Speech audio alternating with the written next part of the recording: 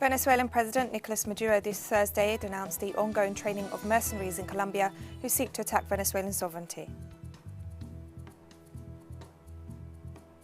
Russia has undertaken studies with the hope of registering an experimental coronavirus vaccine in September.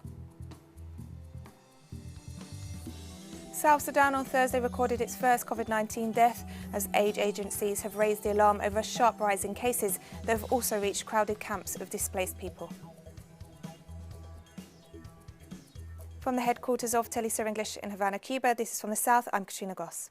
Cuba and China have decided to speed up a project to establish the first joint biotech park to develop, produce and market Cuban drugs. The biotech park is an agreement between the Bio-Cuba Pharma Group and the Zhuangxi Fengkang Medical Investment and Management Co. Limited and will be installed in the Fangchenggang Development Zone in southern China. The development zone is conceived as an experimental industrial hub in drug research and procurement for China and the Association of Southeast Asian Nations. The project also includes building a cooperative platform to provide better public health services and a joint venture that will develop Cuban drugs for heart and cerebrovascular disorders and different cancers, among other diseases. The initial products will include several Cuban drugs with proven results and broad prestige in the global market. Venezuelan President Nicolas Maduro this Thursday denounced the ongoing training of mercenaries in Colombia who seek to attack Venezuelan sovereignty.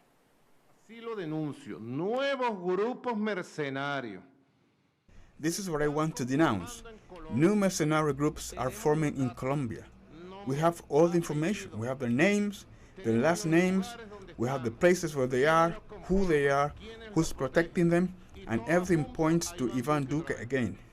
I'm saying it today, May 14th. The Colombian media, the Colombian political establishment cannot say later that we did not warn them. We are saying it with time. New groups of hitmen, terrorists and mercenaries, small groups are already formed at this hour. We have the names of the members, where they are, we have everything and everything points to Iván Duque. And President Maduro announced 50 new cases of COVID-19 and noted that despite being surrounded by countries with high rates of infection, Venezuela maintains a flattened epidemic curve. The latest cases brought the total to 455. Meanwhile, Venezuelan authorities noted that most of the patients who have tested positive for COVID-19 are imported cases, mostly from Colombia, Ecuador and Brazil. 37,000 Venezuelans have already returned to the country from Colombia, where they suffered the impact of the Colombian government's neoliberal policies. President Maduro stressed that if strict containment measures had not been implemented since the beginning of the outbreak, the country would have reported more than 400,000 patients by now. He also informed that over 530,000 COVID-19 tests have been carried out. The Secretary-General of the National Immigrants Coordinator of Chile denounced the serious situation faced by migrants due to the COVID-19 virus. Rodolfo Noriega warned that the current economic and social crisis in Chile impacts immigrants directly, many of whom do not have a permanent permit or residency and undertake casual street work to survive. He stressed that the Chilean government has adopted a policy of hostility against immigrants, using xenophobic and racist discourse to conceal its responsibility for the country's social problems. Chile has reported over 37,000 coronavirus cases and 368 deaths. And thousands of fresh graves are being dug in the Chilean capital's main cemetery amid a spike in the country's COVID-19 cases. Chile's infection rate soared this week, prompting the government to declare a mandatory lockdown of Santiago's 7 million people from Friday. The country had reported between 350 and 500 new infections a day, onto a surge in cases over the weekend. By Wednesday, 2,600 cases were registered in a 24-hour period, and almost the same number on Thursday.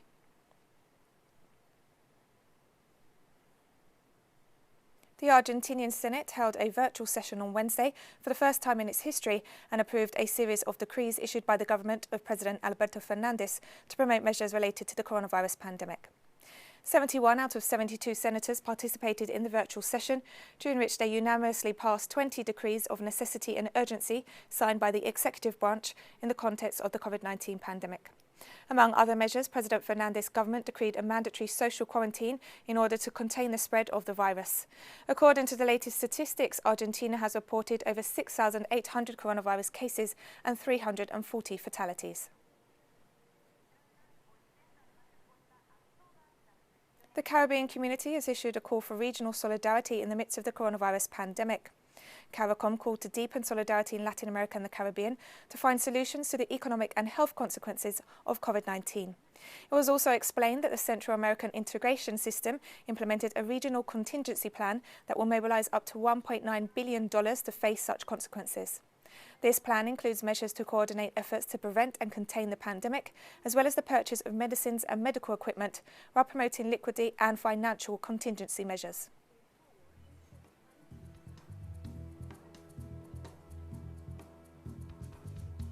More stories coming up after this very short break, so don't go away.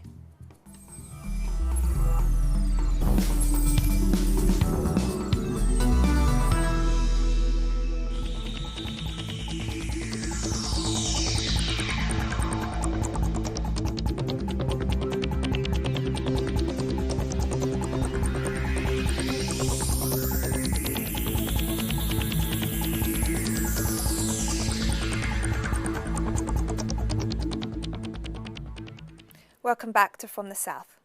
Russia has begun preclinical studies of 3 prototype COVID-19 vaccines with the hope of registering an experimental coronavirus vaccine in September.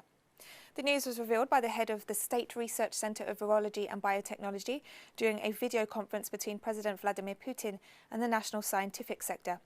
The official explained that clinical trials would commence with 300 volunteers and that the studies would be registered to protect Russian intellectual property. Russia has reported over 250,000 coronavirus cases and 2,305 fatalities.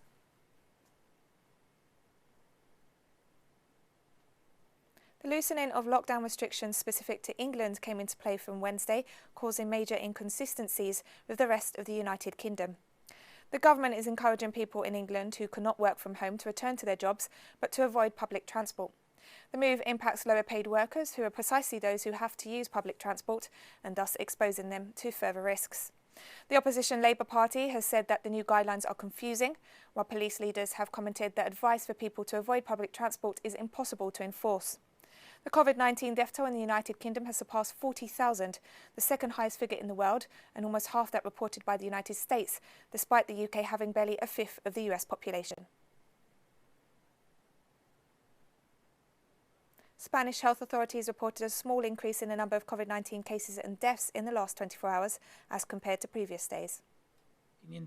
There are in fact 506 cases, which represented an increase of 0.22%. We are still dealing with very small increases, but it is true that today's data is a little higher. In addition, unfortunately, we have 217 deaths. We remain in these figures, around 200, even below 200 on other days. But it is true that there has been a small rebound. The Italian government has approved a massive package of tax cuts and financial aid to help citizens ranging from hotel and restaurant owners to working parents who are struggling with the economic impact of the novel coronavirus pandemic. According to Prime Minister Giuseppe Conte, the relief measures aimed at reducing the damage to Italy's economy, which was already stagnant before the COVID-19 outbreak, have been estimated to cost some €55 billion. Under the package, parents would receive €1,200 to pay for babysitting or for summer recreation centres, since schools have been shut since March and won't reopen until September. Meanwhile, hotel owners and beach establishments won't have to pay the next instalment of real estate tax, and restaurants and cafes will be allowed to use more pavement space for tables in line with safe distancing rules without having to pay taxes for occupying public property. To better cope with the COVID-19 pandemic, Italy will legalise the status of crop pickers, babysitters and carers for the elderly, many of whom are undocumented immigrants. Residents of the Chinese city of Wuhan queued up across the city on Thursday to be tested for the novel coronavirus after a new cluster of cases sparked a mass testing campaign of the city's 11 million people. Residents lined up, maintaining appropriate distance, to be tested at makeshift sites set up under tents in parking lots, parks and residential communities. The novel coronavirus first emerged in Wuhan late last year, prompting the Chinese government to impose a strict lockdown on the city on January 23rd, isolating it from the rest of the country and confining residents to their homes. More than 3,800 people have died from COVID-19 in the city, accounting for the vast majority of fatalities in China. The quarantine was only fully lifted in early April, and life is gradually returning to normal. US President Donald Trump dismissed comments by Dr. Anthony Fauci, director of the National Institute of Allergy and Infectious Diseases, before the US Senate regarding the dangers of reopening the US economy too soon. On Wednesday evening, Trump downplayed Dr. Fauci's advice, refusing to accept his recommendations on how to deal with the reopening of schools, despite the fact that the expert forms part of the White House coronavirus task force. Trump urged schools and businesses to reopen and said the White House has set a target of having 100 million vaccine doses by autumn. Fauci disputed that timeline, indicating that neither a vaccine nor treatment could be developed and distributed in time to facilitate the reopening of schools by then. The US continues to be the worst hit country in the world, having reported more than 1.4 million cases and a death toll of over 86,000. And another 3 million people filed for unemployment benefits in the United States last week, taking the total to 36 million in the last 2 months. The latest figures from the Labour Department show the rate of claims is slowing, but the record-breaking pace of layoffs has already pushed unemployment to levels not seen since the Great Depression of the 1930s. Some states have begun to relax lockdown measures and open more businesses, a trend that is likely to help reverse some recent job losses. However, many states are still dealing with an overwhelming backlog of claims, so the true number of job losses is still underrepresented by the government figures. The already financially vulnerable have been hit hardest by the shutdowns and by the virus itself. And we're taking one final break now, but stay with us for more.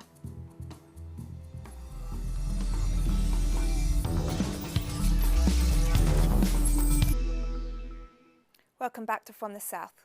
South Sudan on Thursday recorded its first COVID-19 death as aid agencies have raised the alarm over sharp rising cases that have also reached crowded camps of displaced people. Health Ministry Under-Secretary Makumatu Korium told reporters that an unnamed high-profile personality arrived at a military hospital in a critical condition on Wednesday and quickly died.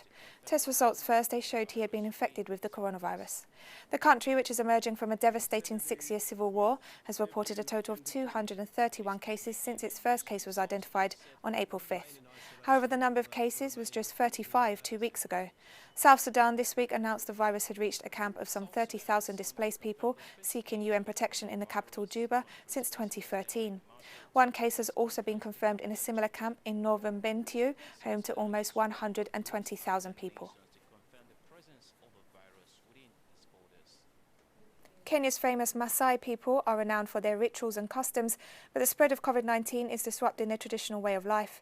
Fears of the risk of being infected have forced them to put a halt to their semi-nomadic lifestyle and all traditional celebrations. David Nina, a Maasai youth leader, recounts how past diseases have ravaged the community and explains the fears faced with the current pandemic.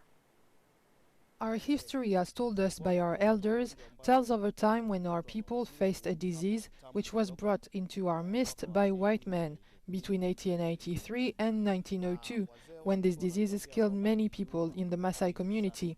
And now we hear of the new disease and we are scared that it will kill many of us again.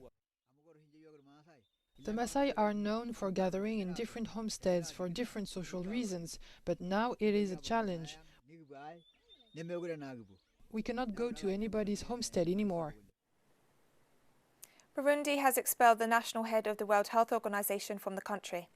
The move came after politicians have pressed ahead with large presidential election campaign rallies despite the risk posed by the coronavirus pandemic. The government confirmed on Thursday that a letter was sent by the Foreign Ministry to WHO country head Walter Kasadi Mulumbo and 3 of his aides, ordering them to leave the country by Friday. Bernard Natahi Raja, assistant to the Burundian Foreign Affairs Minister, confirmed the WHO officials had been declared persona non grata, but did not offer any reasons. Burundi has so far reported a relatively low COVID-19 caseload, with 27 cases and 1 death. The elections for a successor to President Nkurunziza are due to take place on May 20th. That we remain very willing to continue to collaborate with Burundi as a member state of WHO in the African region, and most importantly, to support not only their response to this COVID-19 pandemic and help to minimize illness and death among Burundian people, but also to continue to work with the country on the many other health problems and programs on which we have been collaborating with Burundi. Nearly 70,000 COVID-19 cases have now been reported across the African continent, while the death toll has exceeded 2,400. The government of Sudan reported 157 new cases on Thursday, taking the total to more than 1,800, while 90 COVID-19 fatalities have been reported in the East African country. The Sudanese Ministry of Health also informed that almost 200 people have recovered from the virus. Lesotho became the last African nation to report a coronavirus case on Wednesday. Meanwhile, South Africa continues to have the highest number of reported cases in the continent at over 12,000, while it's seen a relatively low death toll of 238. However, South Africa has a more developed health system than many other nations of the continent and has conducted mass COVID-19 testing.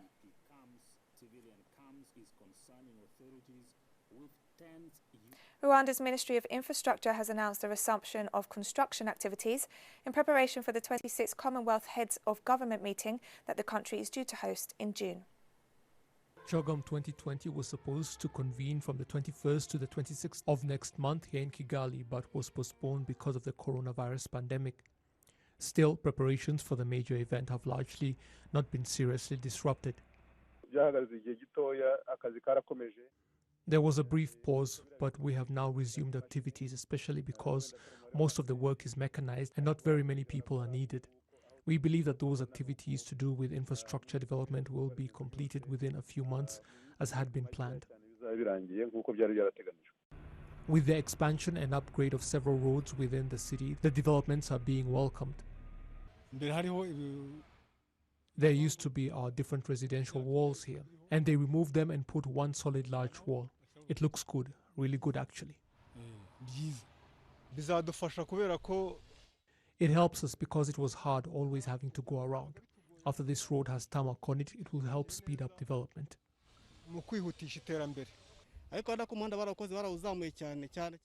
You can see that the road has been significantly upgraded and our journeys will no longer be disrupted when some roads are closed, which used to cause problems. The road upgrades are indeed meant to help address issues related to traffic jams in the city, not just because Kigali will be hosting the Commonwealth Heads of Government meeting. The problem of traffic jams means vehicles were spending too much time in transit, but with those other roads being upgraded, it means they will be able to divert and help reduce traffic congestion.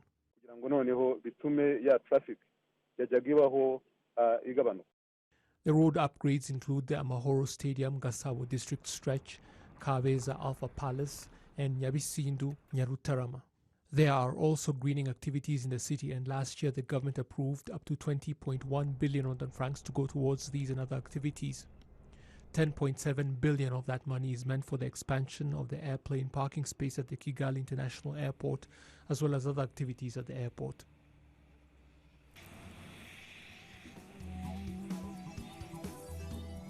And in the context of Africa Day later this month, we finished this news brief with a song celebrating the continent by Nigerian singer-songwriter Yemi Alade. For Telesur English, I'm Katrina Goss. Thank you for watching and enjoy the music.